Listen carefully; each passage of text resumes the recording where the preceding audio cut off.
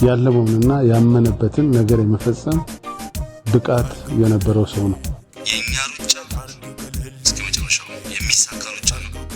ስጋት አይግባችሁ። ሩጫችን እንዲሳካ ግን መልመድ ያለብን ባህሪዎች አሉ። አንደኛው እንደ ሶቅራጥስ ራስን ማወቅ፣ ኢንፋይናይት ፖቴንሻልህን ማውጣት። ደስታውን ይመስላል ዩርሴት ሞክሩት፣ ታዩታላችሁ። ሰዎች እንዲያሸንፉ መስራት የማያልቅ ደስታ ያስገኛል። በመሆኑም ራሳችሁን ለመደመር ዝግጁ። አሁን ደግሞ ሳየው በጣም ብዙ ነው ራስን የድሮ ባህሪው እንደተጠበቀው ነው። አሁን የሚያስገርሙ ነገሮች አሉ።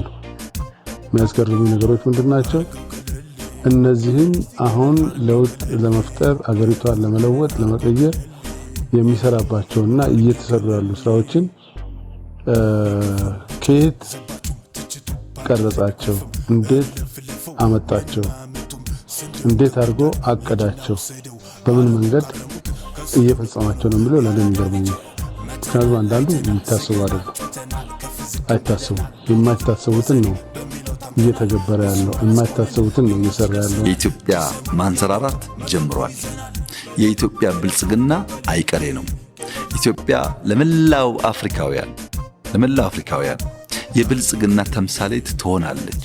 ቤት በኩል ከወናችሁት፣ እንዴት አሳካችሁት፣ እባካችሁን እርዱን ትባላለች።